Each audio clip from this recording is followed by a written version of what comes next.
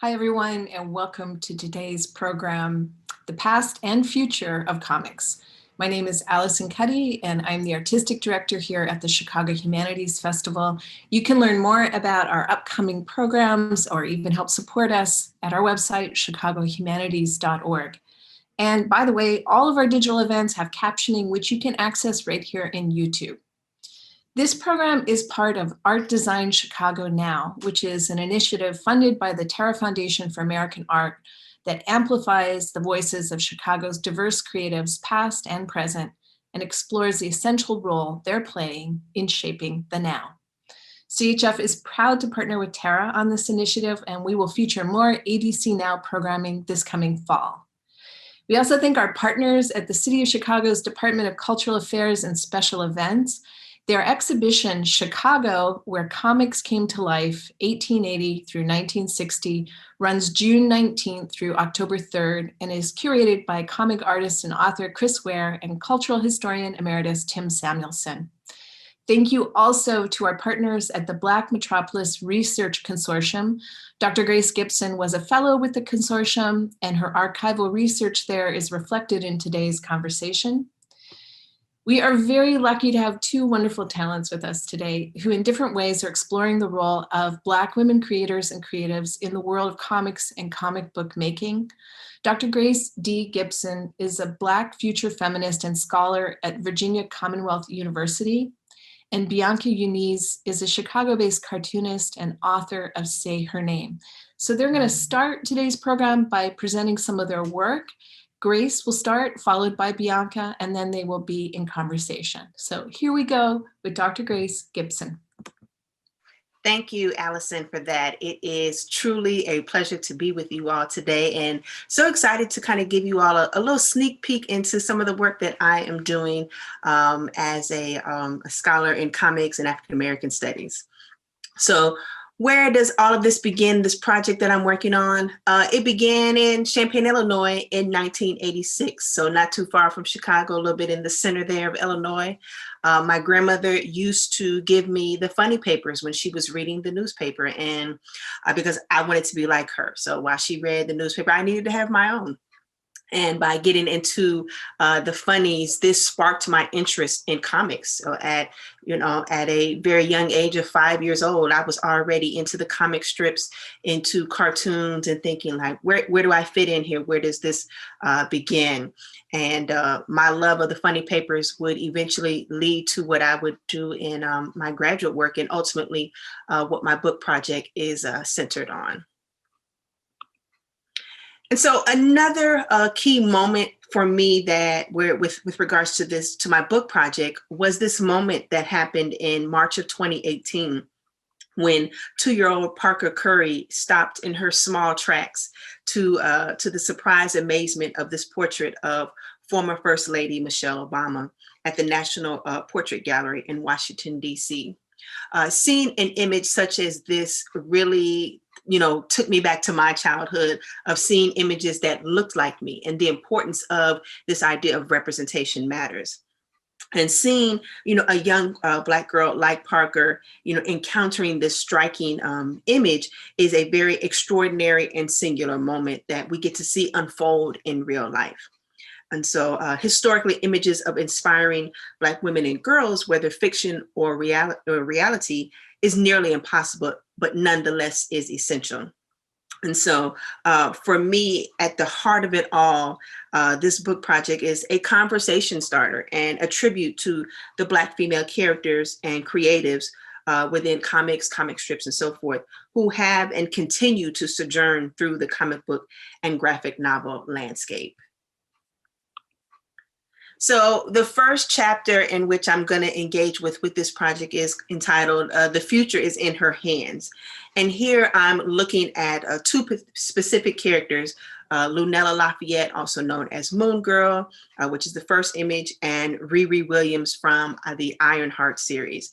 And here, both of these particular characters kind of do a lot of different things. They bring in a younger audience to the comic landscape, which is often seen as very adult and even male. And it also speaks to the STEM field, which does not include or is not including of Black women and women of color. So here you have young geniuses, super geniuses, who are speaking to this idea and offering another viewpoint or another entry point into gaining interest for young Black girls into the field. And so speaking to the argument that scholar Ruth Nicole Brown projects, that Black girls are experts on their own lives. And this is definitely personified through both of these comic series. And so the moment a Black girl is able to speak and vocalize her thoughts is the moment she begins seeking validation, acceptance, and inclusion within her family and friend circle and society. And so I start off with this particular chapter just to really kind of bring you in, give the youthfulness and how we can change even the landscape through, via age and gender as it relates to comics. Next, I'm looking at two characters and this idea of perfectly imperfect, unmasking the trauma. And here I'm looking at the HBO series Watchmen's character, Sister Knight, or Angela Abar, who is played by Regina King, and also Dark Horse comic character, Martha Washington. And so with the Angela Abar, or Sister Knight, we're looking at this idea of how she, as this Black woman, navigates between serving as kind of like a vigilante, unmasking this long legacy of trauma that begins even before her own self, even with looking at her family, and how she navigates that in her own personal and professional life. With Martha Washington, here's a character who grew in the former Cabrini Green housing projects in Chicago, and telling her story as a child going into the military, becoming an actual elite leader. Well, not an elite leader, but rather a high-ranking leader and officer, and how each of them as Black women hold these positions of power, and how they're navigating in the spaces in which they are working through. Next, I'm looking at Marvel Comics character Misty Knight and this idea of defining a new normal. Here with this particular chapter, I want to explore this idea of Blackness, gender, and disability, and the different interpretations that Misty Knight brings to the conversation and brings to the table with regards to each of those ideas. She has been portrayed through television series with The Defenders and Luke Cage series, and she's also been portrayed through comics in various different series. So I wanted to offer an opportunity to have this dialogue about Black women and disability, and how more engagement should take place, and how her story is very much one that could be seen even in real life. Next I'm looking at the Dora Milaje. So since the popularity of Black Panther movie in 2018, the Dora Milaje really truly made a presence. It's interesting, they've been out since 1998, but the movie really gives a spotlight and puts them on to the forefront as much as even, I would say, Black Panther, the character itself. So in this chapter, looking at the idea of Black women as a collective, Black women as team makers, and those in this idea of the way they use radical Black feminism, and even the idea of how a queer narrative is brought into their storyline through Roxane Gay's writing of the Dora Milaje. And here, just giving an opportunity to let you know that Black women, whether in a collective or individually, do have a huge presence within the comic book pages. And finally, it was important that not only do I talk about the characters, but also about the writers and the artists who create these characters, and who are bringing their stories to life, bringing their narratives to our view, and the ways in which Black women's contributions to the comic book industry are quite wide, and should be acknowledged and should be noticed. It's important to not only make visible of Black women and girls, the characters, but also the creators itself. And so many of these women are bringing diverse storytelling and bringing various voices to the comic book pages. And it's important to not just look at the characters, but also those who are bringing the characters to life. And, it's one of those things where it's interesting. It's an interesting time to be Black and female within comics, and I would even include graphic novels. And so I leave with this thought that ever since I saw this moment of Io in the Marvel movies here, this idea of move or you will be moved. And that's essentially what Black women characters and the creatives are saying. You know, we're here, and, you know, unless you are along the ride and wanting to join with us, you know, you may be moved out the way. So like I said, this is a sneak peek into the project that I'm working on. Very excited about how it's unfolding, and even look forward to thoughts and ideas that folks may have, you know, or even questions about it. And so from there, I'm going to pass the mic to Bianca. Hello, everyone. I'm Bianca Eunice, as was said before. Thank you, Grace and Allison, for that lovely introduction. I'm going to go ahead and just jump right into my presentation so we can get that out of the way, or we can start the conversation and really get into the meat and bones of everything. So let me go ahead and share my screen. Just give Grandma a second here, and there we go. So as I said before, and as everybody said a couple of times, I'm Bianca Eunice. I like to say that I'm your friendly neighborhood goth, local goth, Chicago goths. Here we go. I just wanted to show just this little piece here that I did. Oh, just to kind of back it up and not just jump right in and splash you with that cold water information. I'm just going to go through some of my work. What Grace showed was a little bit more of the Cape Comics world, where we have Batman, Superman, Iron Man, DC, Marvel, Dark Horse, and things like that. I'm going to show you a little bit more of the other set of comics, the underground comics world, the Slice of Life, the Daniel Clowes, Chris Ware, and that sort of work. That is where my work reflects. It's mostly autobiographical. And so this is a piece that I did for Sweaty Palms, which is an anxiety and mental health anthology curated by another Chicago artist, Sage Coffee. And all the stories are about anxiety and mental wellness. It's a great little book. There's 2 graphic novels of it. I recommend everybody to check that one out. So I'm going to start with my piece that you may be most familiar with, or if you Google me, you're going to say, oh, this Bianca Eunice is an Ignatz winning cartoonist for Say Her Name. What's Say Her Name? I've heard that phrase before. I know that it goes with the Black Lives Matter movement. What is this about? Say Her Name is a comic that I originally posted in the Nib. The Nib is a online political newspaper.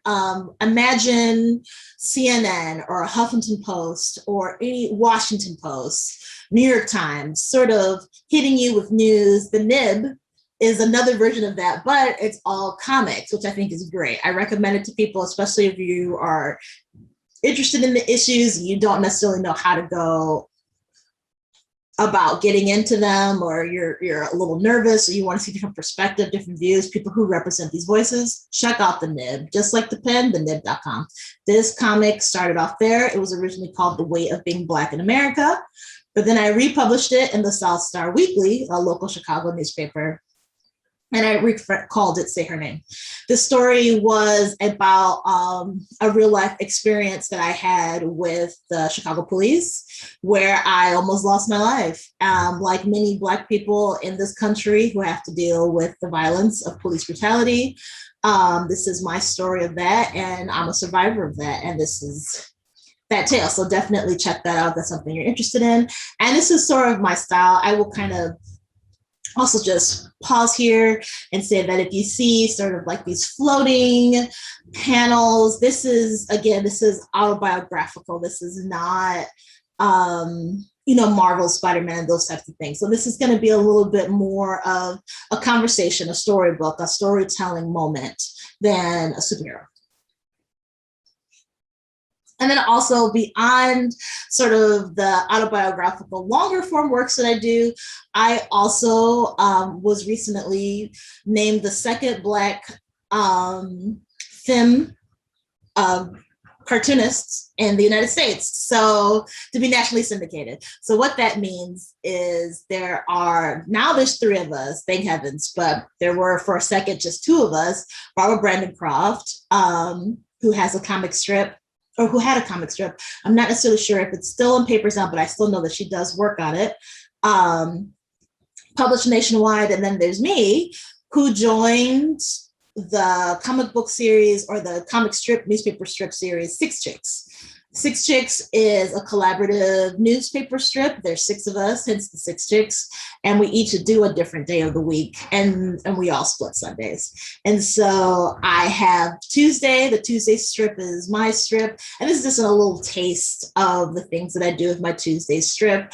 I am also making history as they've run their strip for 20 years. And I'm the first Black person to join that strip. So I'm really excited to be able to make this change. I know that, to hear after 20 years, there's finally a Black person at it, or there's only 3 Black women who are nationally syndicated.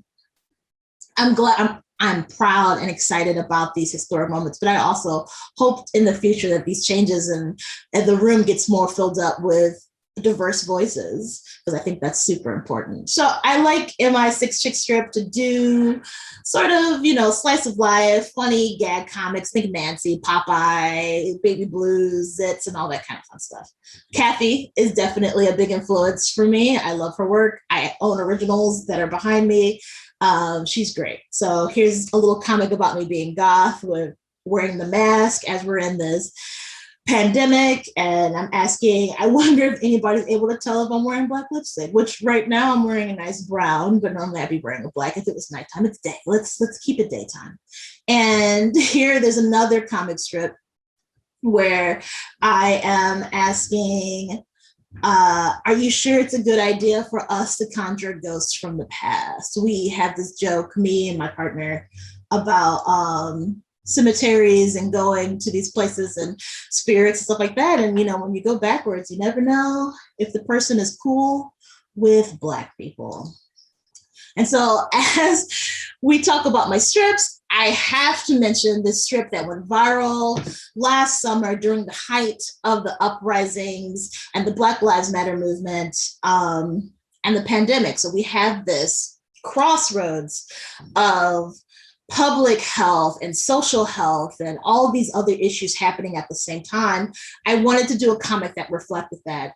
Having this responsibility and this privilege to be the second Black woman to be nationally syndicated, to have that access into people's homes and for them to open their paper and to see me in there. Because when you're syndicated, it's not newspaper specific, it's all the newspapers across the country, depending on what your local paper is. If your local paper carries my comic strip, then you see it. And I want to make sure that, not everybody has access to cell phones, not everybody has access to internet, especially in rural areas. I want to make sure that these statements are still being made and everybody's seeing them. And I felt social responsible beyond just doing like solo comics, like I showed before with, am I wearing black lipstick and, doing Ouija boards and fun stuff like that. We got to talk about the issues. I like to mix it up. And so here we have me at the grocery store. I'm pretty sure we've all been in this situation where we're at the grocery store and here comes an older woman approaching you, asking you like, where's the lemons? Or is this my card? Or have you, my grandson likes Pop-Tarts, what are those?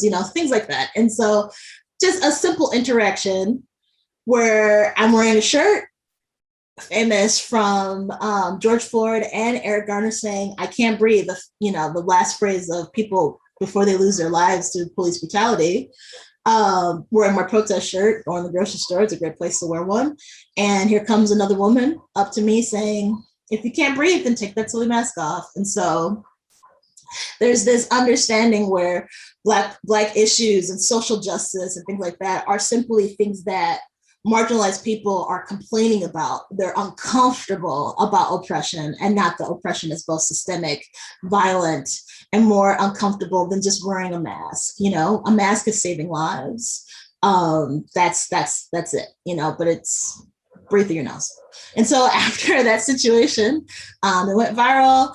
I got banned from some newspapers, which I thought was really cool because I'm punk and I like that. So I was like, great, I'm shaking the table, which is what I feel like is my responsibility, my social responsibility as the second Black woman to be nationally syndicated. And so, I got censored, but the art piece is hanging in a gallery, in the Naughton Gallery in Belfast, Ireland.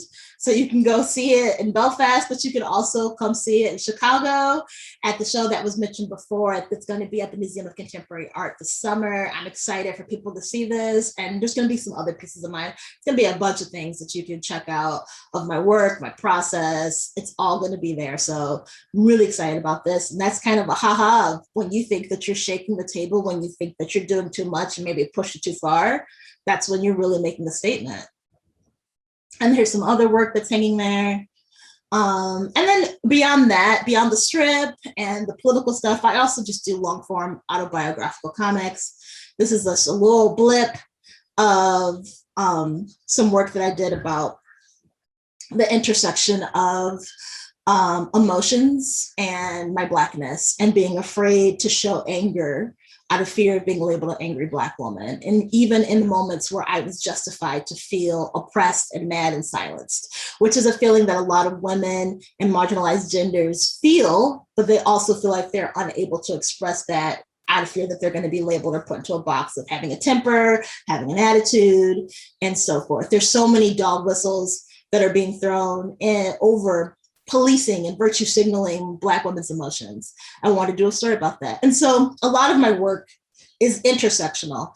I'm a Black woman, I'm a Black queer person. I consider myself non-binary. And so I check a lot of boxes here, and my work is going to reflect that. My work is going to reflect how my mental wellness and my mental health is affected socially, politically, about my access to healthcare, and how my emotions are policed by others, by whiteness, by white supremacy, but also how my emotions are policed socially within my own culture, within, I'm pretty sure some of us have grown up hearing things that like, oh, Black people don't go to therapy and things like that. So exploring all of these things, it's gonna be political, it's gonna be social justice, it's gonna be Blackness, it's gonna be all these things, but more than anything, it's going to be Bianca Eunice. And I hope that that's what people get from this jambalaya of ideas that I put into my work.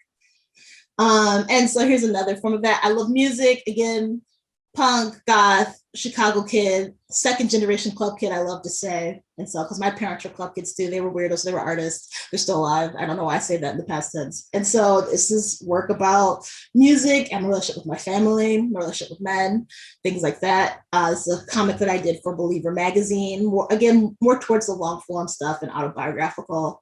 And even though this is a comic that I mentioned before that talks about music, off the bat, oh, it's a music comic, but this also talks about, relationship with others, cynicism, my Blackness, and things like that. So again, like to layer it up. Last time I used jambalaya, this time I'll use sandwich. You like to put the different toppings on there and get a delicious meal. I don't know why I keep using food analogies, but I do. And let's see, I want to make sure I'm not taking too much time here. More music comics here. This is more political, Rock Against Racism.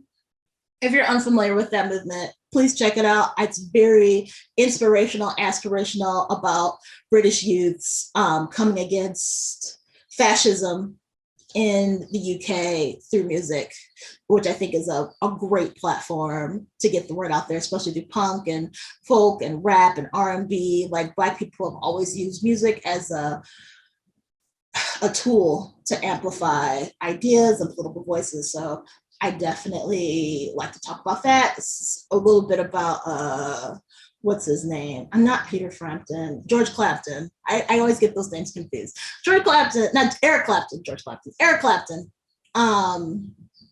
Not a great person if you to break some hearts here.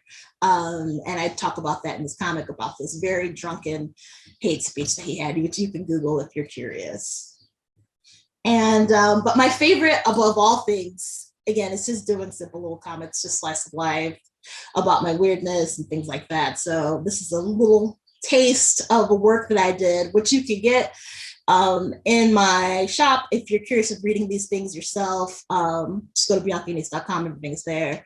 And this is just a story of the first time I wore a pink wig, which I came up in the 90s. Don't let my melanin fool you. I'm older than I look. And I wasn't allowed to dye my hair, despite you see these streaks here. I have to have dyed hair at all times now because I wasn't allowed to growing up. And this is just a piece I did about finding a wig at a Joann's and feeling punk about it, getting called Lil' Kim. So that was a fun little story. Now there's Doja Cat, now there's Nicki Minaj. Now that's normalized, but when I was coming up, it was very strange for Black girls to present a look that didn't fit the specific monolithic culture. Here I am watching John Hughes movies, again, Chicago kid. Love to watch those things in my bedroom, not being cool, not invited to parties, and being a nerd, which is why I draw comics. And standing in my glory. So I just, again, just some taste of that. My mom helped me put together this outfit because, again, she's weird too. So it's been fun. But I think that is it for my presentation. And I know you all are so eager for us to jump into this conversation. So let's go ahead and have Grace turn her camera back on and we can get chatting here. So I'm going ahead and just cut to the chase here. Grace, thanks for being here. Thanks for sharing this time with me. And I wanna, you mentioned before about how your introduction to comics was through, you know, this time shared with your grandmother and reading the comics in the paper. And I love that story. It's a very similar story that I was, not necessarily me, but my mother always tells me about reading the paper and her, to keep her busy on Sundays, her dad will have her cut out the strips that she liked. And while her mom clipped coupons, she would clip out newspaper strips and then she would roll them up. Put a rubber band on them and he will give her like 10 cents for them. That's how she made her money. This is the 60s. So like this was quite some time ago. But I love that story and I want to hear more about like your personal relationship to comic. I know you're a researcher, but what like made you like, I love comics? Yeah, so it's funny that you mentioned Kathy because definitely one of my favorites to read. Like I said, that was all part of the funnies, you know, that Hagar the Horrible, Beetle Bailey, you know, it could go on and on and on. And it was just kind of like my way to escape. That was my way to, I'm an only child, so it wasn't like I had siblings, grew up with my mother and my grandmother, so who very much in a way kind of sheltered me. So this was my way to like, feel like I could, you know, conquer the world in some kind of way. And as a kid, it was very carefree. As I got older and, you know, society has a way of shunning people without having to do, you know, without having to say it. Being someone who loved comics, I couldn't say that. I couldn't tell people that. I would get called, oh, you're not cool, you're a nerd, you're a geek. And so in that time, like, you know, similar to kind of how you were speaking, I didn't want to tell anybody because I didn't want to be perceived as that. And so I hid it. I'd say probably from middle school to college, no one knew. So it became very amazing when people were like, you're into comics. I was like, well, I've always been into comics, but you know, it was not cool. And, you know, that's that peer pressure that you want to fit in. And so, although I had to commend those who have been able to be like, that's who I am. I wasn't that person, you know? And so I would get my comic books. I'd go to the store. I'd, you know, continue reading with my grandmother until, you know, I ended up moving away and when she passed. And it was always something that kept me going. Like I said, it was an escapism. It was a way for me to imagine you know, myself somewhere else. And as I got older, I would also realize like, okay, where am I in the comics? So as a kid, it didn't register that early. Yeah. Later on, when I was like, okay, I mean, I like Kathy and all, and I like, you know, the people where are the people that look like me? And those were the questions that I would kind of internally have. And college would be the space where I could kind of really target those questions and really kind of like ask like, so, I mean, I get that these comics exist and yes, Black Panther was here and yes, there's other even independent ones, but like, why are there not more? And so, yeah, that was, you know, the space where I could, you know, escape, but I could also interrogate. And as I've gotten older and, you know, much more in the research, I still escape, but I do a lot more interrogating, now too. What were those conversations like in college when you were asking about that representation? Yeah, so people are like, well, they're not around. I mean, there are no characters, and for me, I couldn't settle with that. Right. I was not satisfied with, well, there's only so many characters, and even today, people are like, well, I mean, aren't there like maybe 2 or 3? And I'm like, no, there's so many. But I think people would only think about mainstream, and forget, like, there's a whole nother, like you said, underground comics, there's indie comics, so there was a whole nother genre that people were totally like missing. And so the conversations became kind of like education sessions, like, well, let me tell you about this character, let me tell you about this creator. And for those who wanted to listen, they were like, oh, I didn't know, thank you, for sharing that. Or like, well, like, why are comics significant? So that became the other thing, was like, they're just, they're for kids. And I'm thinking, but there's a lot of grown adults, who read comics. So I felt like, I'm sorry, go ahead. No, I was just saying, I feel like, people don't realize that comics are like cross generation. Yes. And it's not just, one age group. So yeah. Yeah, there's like this common misconception, especially as coming from a creator standpoint, that like comics and cartoons kind of just come out of the ether and they just exist, but there's not like adults making these things. Like there's this like, oh, it's for kids, but you don't realize that like grown-ups went to school and got a job, and like this is their work that they put out. Like there's studios, there's money, like there's a whole this is an industry of labor and ideas. And now as an adult, going back and looking at some of even like the cartoons that I would watch as a kid, going back and watching those again, I see how those creators are able to sort of put their ideas and influence me as a child. And I just thought, this is just goofy and funny, and wow, their underwear flew in the air, yay, what you were into. But I didn't realize that the episode was like about like save the environment. Like that went over my head, but it still, it was attached to me. And also just to talk about or just expand upon what you were saying earlier with lack of representation, that definitely stopped me a lot when I was coming up and when I was starting my career. I have a comic about that. It's like a short little thing where I talk about, I was afraid to put my work out there. I started doing comics for myself. I would see diary comics, and like I liked, like I mentioned before, Kathy, but I was always drawn to anything that was illustrated. Like my mom was really, for like a while in the 90s, really into like Mary Engelbright, which I'm not sure if you're familiar. Like she was just an illustrator, but she would illustrate sort of, like I like greeting cards, like anything that was like an illustration in text, I was drawn to. This was pre-meme culture. And so I would do that in like a little diary. Like my mom would buy me sketchbooks. I always tell everybody, if you're into getting the art, just go to Michael's or Joann's, get 150% off. They always have a 50% off coupon. And I would draw. And but it was for myself. And it was the same storytelling. It was still diary storytelling. It was still autobiographical. I was like, oh, this is for me. Is this something dumb I'll do? I'm gonna go get a real job because I'm Black, and like we don't believe in like, that wasn't like a real job, trying to tell my parents I'm going to draw comics. Like they're artists, and they were hoping that we would learn from them being artists, that we would go be doctors and dentists, and something where they're like, yes, like that's a real thing. But being a cartoonist and growing up on the South Side, like it was like, no. And so also not seeing people that look like you, where you see that in the industry, it's even more of like, that's not a possibility. And so I was afraid to put my work out there. I convinced myself that the reason why it didn't exist was because nobody wanted it.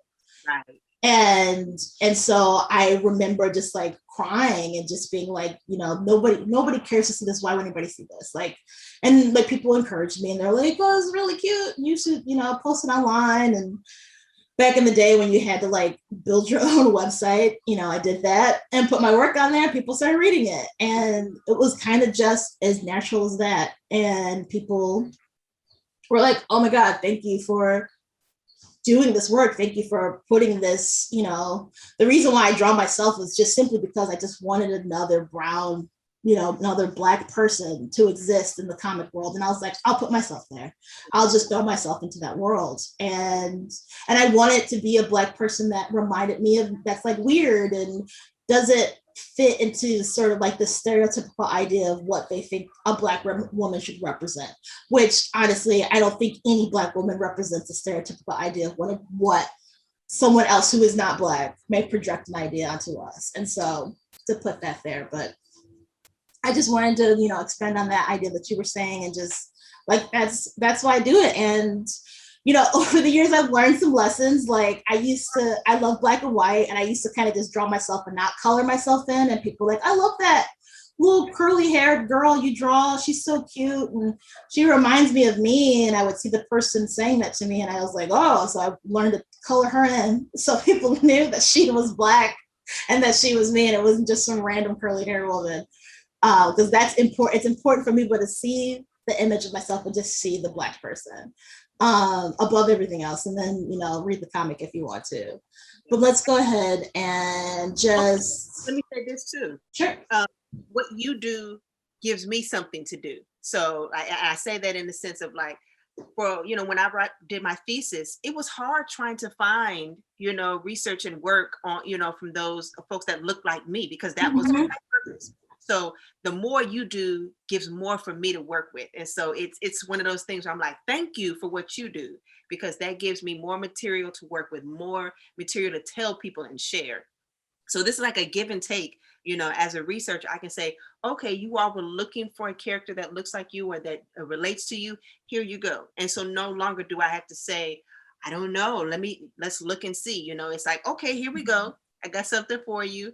Or let me encourage you to create something else as well too, because that's the other thing. If you don't see it, Toni Morrison always like, you know, if you don't see, you know, the chapter in the book or the book, you need to write it. Yeah. Yeah.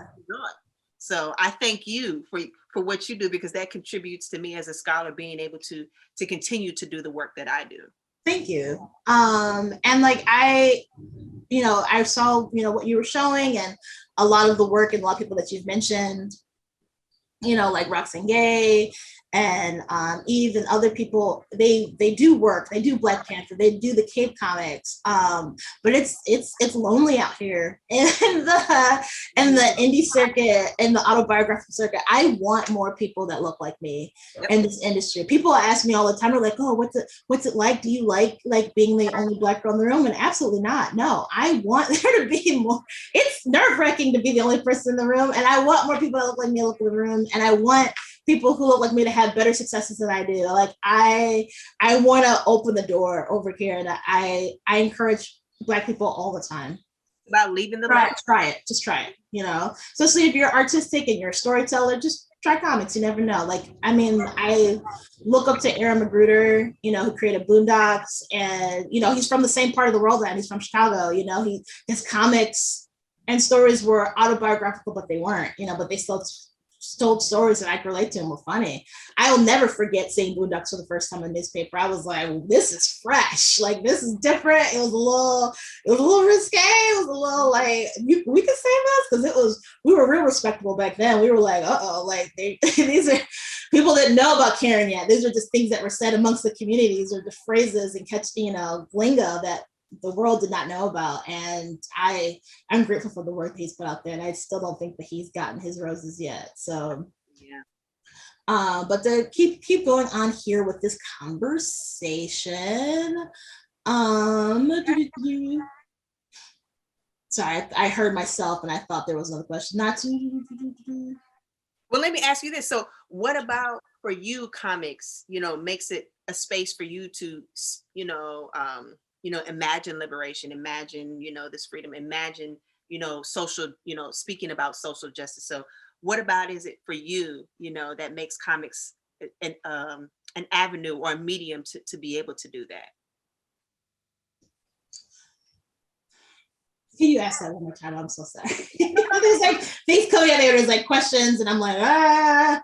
So basically, like, what is it for comics, for you and cartooning and drawing, allows for you to, talk about liberation, to talk about social justice, what is it that drives you to, to do that? I just love that comics are sneaky. I love that it's a visual medium. It's accessible to a lot of people, across ages, across languages, even if the comic isn't in the language that you understand. Right. Visually, you can still kind of figure out the plot. You can still follow it along. I love to, perhaps it's my Virgo side that just likes to like sneak information in a cute little package and then kind of let it, go wow, like bang. And with comics, I love that, people read my work and they're kind of like, oh, this is fun and it's colorful and I love it. And they're so cute. Her little drawings are so sweet. And they read it and they're like, oh, this is about police brutality, or this is about systemic racism, or this is about, our last president, or whatever it is. Like, and, but they were sort of invited on this journey, this visual journey. It's easier. I feel like it's easier to have these conversations than like just as talk at you. I grew up in the church. And so, but I'm also a PK, I'm a preacher's kid. So I was very rebellious. And so one thing I learned was being talked at about being bad. Mm-hmm. Just bounced off my head. And I was like, oh, I'll show you. And it only made me want to be worse. And so I feel like it's better to kind of talk to people on their level than to preach at them and to kind of reprimand them and make them feel bad. I don't think that the way to heal as a culture is by, you can't dismantle the master's house with the master's tools. And I don't feel like the way to going about this is just spreading more hate and more anger and more frustration and kind of just reaching this just brew that's just constant, we're kind of like at a stalemate now.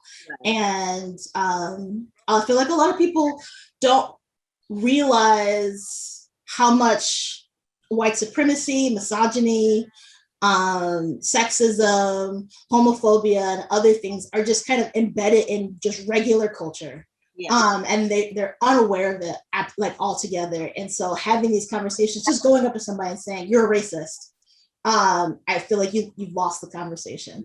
Having a deeper conversation about how they were taught and raised to be this way in just their regular school and their public school and on TV, just watching reruns of Seinfeld or whatever it was. Like, they have no idea that this was programmed into them, and how that they literally have to deprogram themselves. I'd rather have that conversation, that bigger conversation, than just to come at people. And comics is a great way to do this. Is a very long answer, but comics is a great way of doing that. So I love comics. I'm very passionate about comics. I know you're passionate about comics, which is why you're a researcher. And I definitely want to ask you more about your process and more about your work.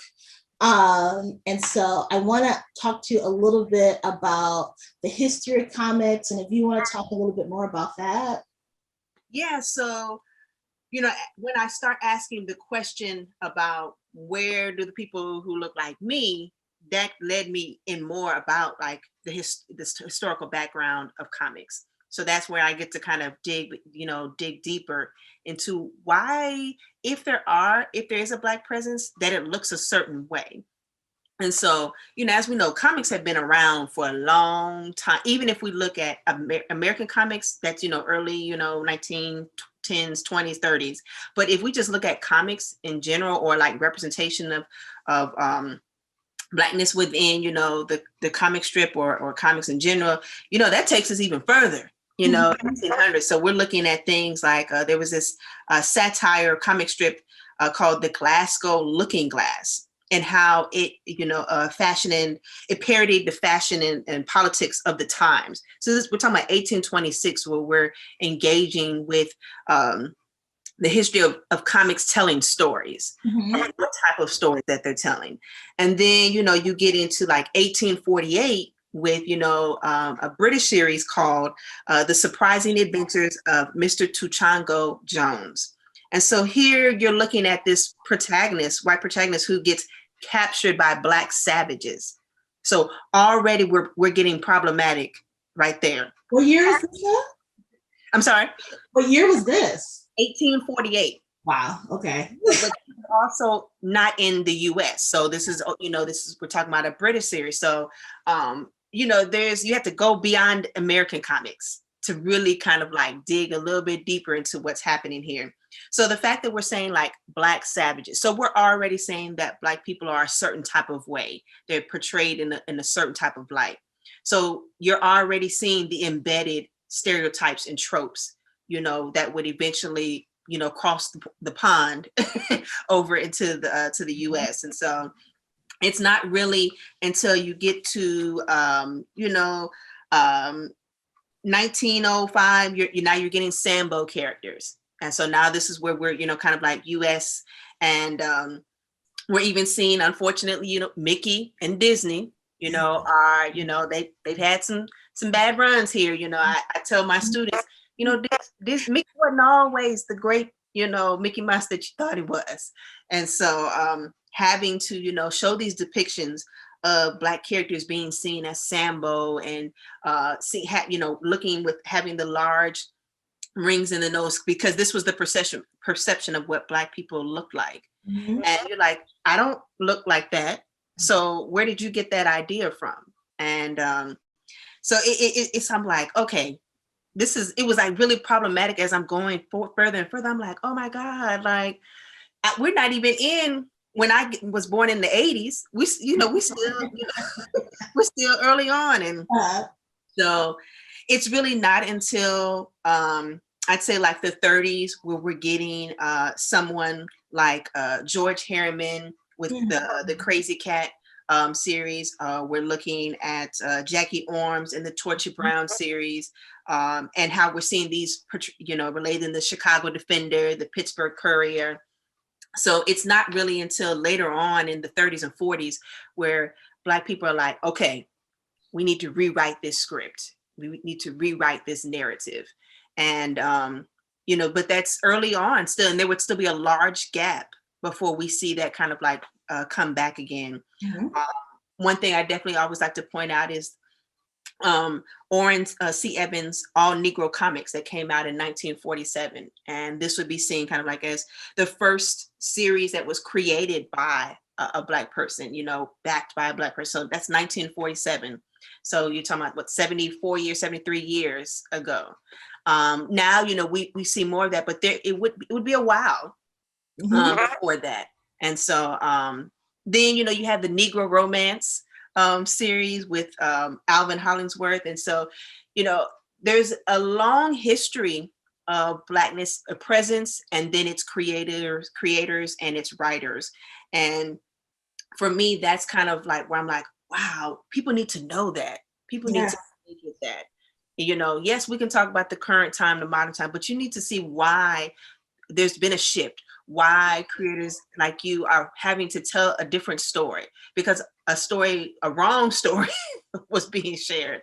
So, and then we get your folks like Aaron Magruder, you get your Dwayne McDuffie's, your Micheline Hess, and several others who are like, all right, I'm going to share this narrative, share this story, so that we can not only let you know that we exist, but that we have a different story, and that we're not just savages, that we're not just lazy, that we can actually talk, that we can be intellectual, that we can come from diverse backgrounds. And so, seeing the early, like I said, 1800s into when we finally get to 2021, and how comics has truly changed, and how there's been lots of shifts.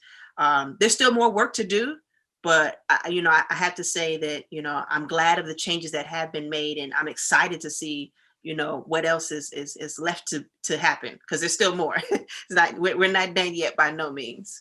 Yeah, I mean, it's amazing how quickly comics was always used as a medium to like spread hate. Like it's crazy. Like I remember with my students, with my classes that I teach at DePaul University, I was trying to show them like 4-panel strips throughout time, just regular strips. And I found one from, I think it was the 1600s, and from Germany, that was already spreading anti-Semitic hate in the 1600s. I was like, wow, I didn't know as a Black person how far that narrative went of imperialist Germany coming against Jewish people. Like, I was like, Jesus, like, this is 400, 500 years old now.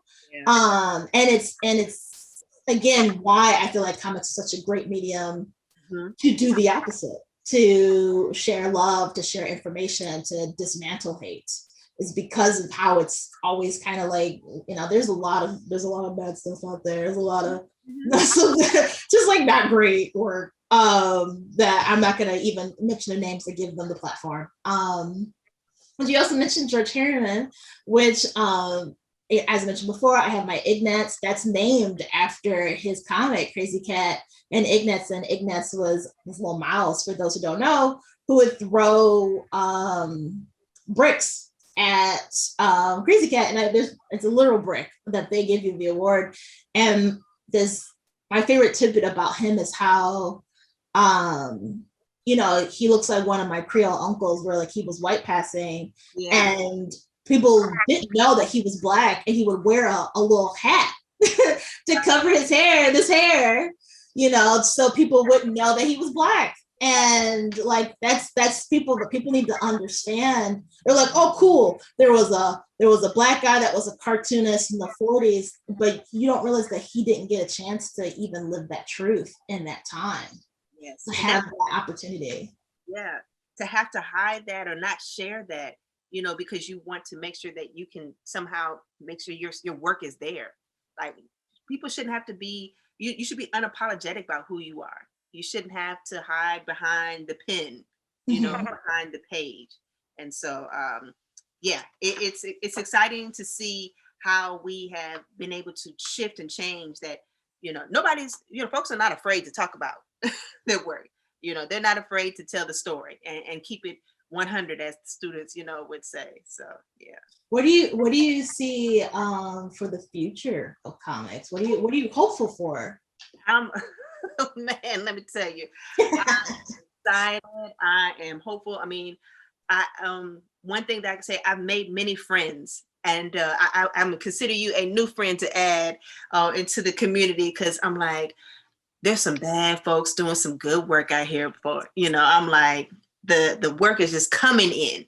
And the more that I learn, the more I'm excited that and confident that a Black presence in comics, graphic novels, cartoons is going to be here. It's not going anywhere. You know, it's not dying down, and more people are getting interested. More kids are getting interested and realizing I can do something and make something out of this. I can make a career out of this and be successful. I can be mainstream or I can be indie, doesn't matter. So I'm excited, and I'm seeing that the work of particularly Black women creatives is really weaving in and out. So a good friend of mine, Afua Richardson, who, you know, her work, I remember seeing her in the beginnings, and I'm like, she was just on CNN, you know, just the other day. Her name was mentioned in Lovecraft Country. I know, she beat me. We both drew for that show, and her work got discarded. So to think that, like, okay, we're now getting name dropped in big, you know, television shows. We're getting, you know, nationally syndicated. Yeah. You know, this is big stuff. And like you said, we don't want it just to be just one. We want it to be many and keep that, you know, legacy building. So I'm excited. I'm hopeful. And I'm just ready for what's coming next. I hope I have enough coins to be able to. I know. Save your money now, so when this is over, we can shop, buy some work. Like, I'm excited. Like, but like, for real, like, when I came into the scene, and a lot of my contemporaries, we do a lot of similar work. We do a lot of political work, but I'm excited to kind of talk about just Black joy, to kind of just talk about like the sort of like the way the movies were in the 90s, like the Black cinema that came out in the 90s, where it was just kind of just like slice of life. There was like love stories, there were, you know, action stories. It was a spectrum. Even the television shows, Moesha, Living Single, like there was a lot going on. I'm excited for that era of comics to come out of where it's across genre. It's not, oh, we're gonna go to these Black people when we need a political story, or we're just gonna have them draw Black Panther and nothing else. I want us to infiltrate every space, and I'm excited for it, and I'm hopeful for it, and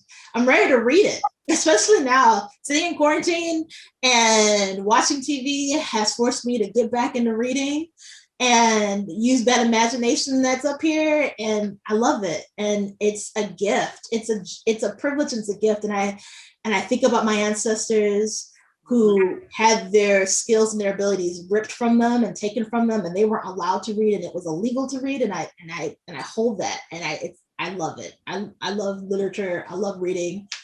This is just as, you know, like they always say, you're your ancestors' wildest dream. And so whenever I'm tired and I don't want to do my comic and I'm late on my deadline, I hear my greatest grandmother that was beaten and enslaved, and she's like, do you want to be out here? And I'm like, no, girl, I'm gonna draw this comic and get it done on time, and thank you for surviving so I'm able to be here and do this work. And so yeah, this is just a beautiful time to be Black, to be a cartoonist, to be weird, to be a nerd, and I'm happy for us.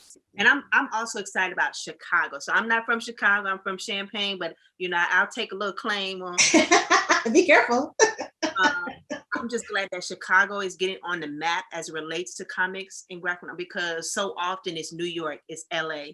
And you know, but there's so much that's happening in Chicago with artists, with characters, with creatives, with everything. And so I'm glad that Chicago is getting that shine, because it's deserved. And so there's, you know, it needs to be said, you know, like there's good work coming out of Chicago, and it has been coming out. So I think it's important also to not just, you know, in the larger scope, but like even key in on, you know, certain regions and in certain spaces. So the work that's coming out of Chicago definitely is exciting, and I'm you know, ready to see what else is coming out from there as well too. Yeah, I mean, like you mentioned Jackie Arms, who I'm not sure a lot of people know this, but she's one of the founding members of the DeSable Museum in Chicago. And I believe, I haven't seen this myself, I believe there's like originals of her comics there. If anybody is interested in taking that little field trip, support the DeSable Museum. I'm pretty sure they could use the support right now. And like, so like her, and then we mentioned Aaron Magruder, there's me, there's a lot of great people here starting stuff, and I can't wait for the Comic-Con circuit to go leave the Zoom realm and be in person again, because I know that there's people out there, there's new voices who are sitting in, you know, in this over this year, and it's just like, you know what, this is gonna be my year, I'm gonna put that work out there, and I want to see those new voices. Yes, exactly. A couple other folks, Chicago folks, you definitely got Ashley A. Woods, Spike Troutman. So there's, you know, Chicago got, you know, something to say. In the words of Andre 3000, and how he says the South got something to say with Chicago also when it comes to the comics. So yeah, Black women, like, you know, y'all holding it down, y'all bringing it. I'm not an artist by no means, but I live vicariously. Yeah, I love that. Like, you know, I kind of compare it to hip hop right now, the landscape of hip hop, where I'm like, this is like dope that like kids today can like pick, like they can like be like, oh, I like what, you know, Doja Cat's doing, I like what Sweetie's doing, I like what Megan's doing, I like what, like they can choose. Like when we were kids, there was like one rapper who was great. Like I love Lil' Kim, I love Missy Elliott, I love the girls that came up in my generation, but I love the options, and I'm like glad that like the kids, like my niece is 7 years old, and she's already bragging to everybody that her auntie is a comic book artist. And yeah, I the options today. It's wonderful. But I think we should probably wrap things up. We could probably keep chopping it up, but we should probably. I'm getting those. Hey. Where we should shut this down. But are there any last words, Grace, that you want to share, where people can find your work, where people can support you? Yeah, so I'm, like I said, excited, can't wait for what is to come. You know, folks can find me on Instagram at LoveJones20, on Twitter at GBreezy20, with a colleague of mine, do a video podcast called Conversations with Beloved and Kindred, where we talk about the Black females in speculative fiction the imaginary in television and film and so forth.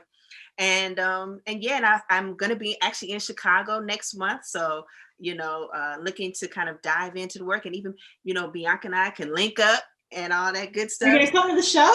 Yes. So I'm hopefully we'll be able to be there for that. So, yeah, so this was just great. So glad to have this conversation. So glad to meet another amazing artist and see you in person. I've seen the work, but not to meet you in person. I'm the privileged one as well here too. So. Oh, thank you, Grace. This is fun. I keep forgetting that we're not just having a conversation and we're like being recorded, and this is like for Chicago Humanities. But I will say my things, Bianca Eunice. Everything is under Bianca Eunice, BiancaEunice.com, at Bianca Eunice, Instagram, Facebook, Twitter, all those things if you want to find me on there. And yeah, I just want to thank Chicago Humanities Festival for having us, for having the openness space to have this conversation and having a unique and specific conversation about Blackness and comics and Black women and history and all those things. And we appreciate having this space. So thank you for that. Thank you for watching this. Thank you for supporting us. Continue to support. If you see, support Black women, if you see a Black woman out there, support her, support us, support our work, and continue to just uplift as you climb. And thank you for having us here tonight. Yeah, this is just the beginning, only the beginning.